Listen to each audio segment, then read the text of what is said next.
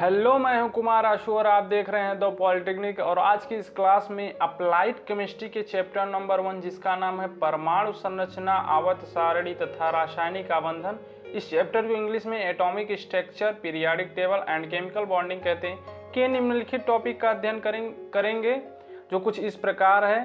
पहला ऑर्बिट, जिसको हिंदी में कक्ष कहते हैं। दूसरा हमारा जो कि है ऑर्बिटल, इसको हिंदी में कक्षक बोलते हैं। शेप्स ऑफ ऑर्बिटल हमारा तीसरा टॉपिक होगा, इसको हिंदी में बोलते हैं कक्षकों की आकृति। ये जो हमारा तीनों टॉपिक है ये अकॉर्डिंग टू बीटीयूपी सिलेबस पर आधारित है। बीटीयूपी सिलेबस को ध्यान में रखते हुए इन तीनों टॉपिक को बनाया गया है। तो बिना टाइम वेस्ट किए चलिए प्रारंभ करते हैं। कक्ष, जिसको इंग्लिश में ऑर्बिट कहते हैं, इसके डिफिनेशन पे एक नज़र डाल लेते हैं। इसका डिफिनेशन क्या है? इलेक्ट्रॉन परमाणु नाभिक के चारों ओर नियमित बंद वृत्ताकार पथ में घूमते हैं।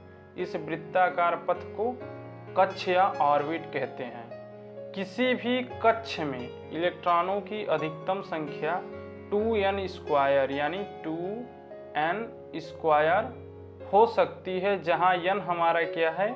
कक्ष की संख्या है। अब एक एग्जाम्पल के द्वारा हम समझते हैं कि हमारा जो कक्ष क्या है। मान लीजिए ये हमारा जो है एक क्या हुआ? परमाणु हुआ। ठीक है, परमाणु थोड़ा छोटा है, बड़ा ले लेते हैं। मान लीजिए ये मेरा एक परमाणु है, गोला सा है, और इसका जो पॉइंट है यानी क्या है? ये केंद्र है, नाभिक मान लीजिए। ठीक है, नाभिक के चारों ओर एक पथ है। क्या है? गोला सा पथ है। इस गोले से पथ में गोले से पथ पर इलेक्ट्रॉन क्या कर रहा है?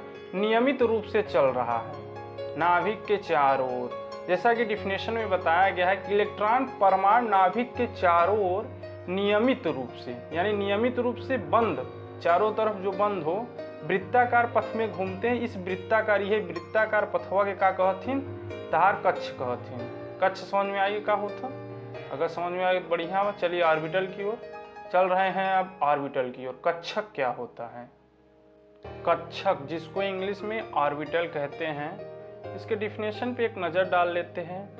नाभिक के चारों ओर, जो नाभिक होता है, किसी परमाणु में नाभिक होता है, उसके चारों ओर स्थित वह त्रिविम 3 डायमेंशियल क्षेत्र जिसमें इलेक्ट्रॉन के पाए जाने की संभावना सबसे अधिक होती है, कक्षक कहलाता है। जो हमारा 3 डायमेंशियल होता है उसमें x अक्ष होता है, ठीक है, y अक्ष होता है, x अक्ष होता है, y अक्ष होता है तथा एक होता है z अक्ष होता है। तो ये त्रिबिंब ये आपका 3 डायमेंशियल है।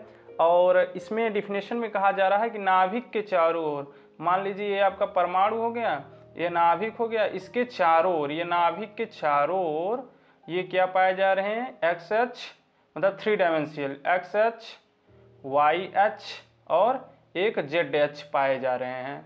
तो ये 3 डायमेंशियल जो क्षेत्र है इसमें इलेक्ट्रॉन पाए जाने की अधिक संभावना होती है। इसी को क्या बोलते हैं? कक्षक कहते हैं। अब चलते हैं नेक्स्ट, शेप्स ऑफ ऑर्बिटल यानी कक्षक की आकृति कैसी होती है उसके बारे में पढ़ते हैं।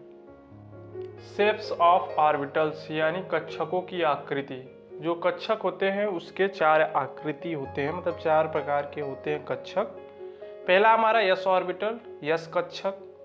दूसरा पी ऑर्बिटल, पी कक्षक। तीसरा डी ऑर्बिटल, डी कक्षक। चौथा हमारा जो है एफ ऑर्बिटल यानी एफ कक्षक।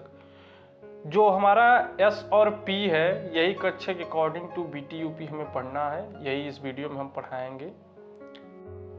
एस ऑर्बिटल पे एक नज़र डाल लेते हैं। यानी एस ऑर्बिटल में क्या क्या होता है?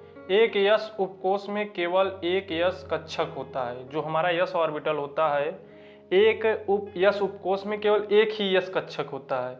इसमें अधिकतम 2 इलेक्ट्रॉन हो सकते। जो हमारा यस ऑर्बिटल है इसमें अधिकतम 2 इलेक्ट्रॉन हो सकते हैं। यस कक्षक की आकृति गोलाकार होती है, जो आप कुछ इस प्रकार इस चित्र में देख सकते हैं कि यस ऑर्बिटल जो है हमारा की आकृति कैसी होती है। तो कुछ इस प्रकार होती है। पी ऑर्बिटल के बारे में थोड़ा सा जान लेते हैं। पी ऑर्बिटल क्या होता है?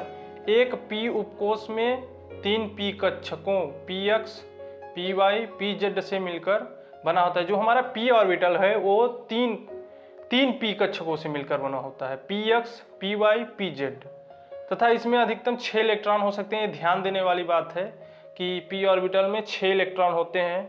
p कक्षकों की आकृति डम्बेल के आकार की होती है, जो कुछ आप इस प्रकार देख सकते हैं इस चित्र में। यदि आपको वीडियो थोड़ा सा भी अच्छी लगी हो तो वीडियो को लाइक करें तथा चैनल को सब्सक्राइब करें। मिलते हैं नए वीडियो, तब तक के लिए नमस्कार।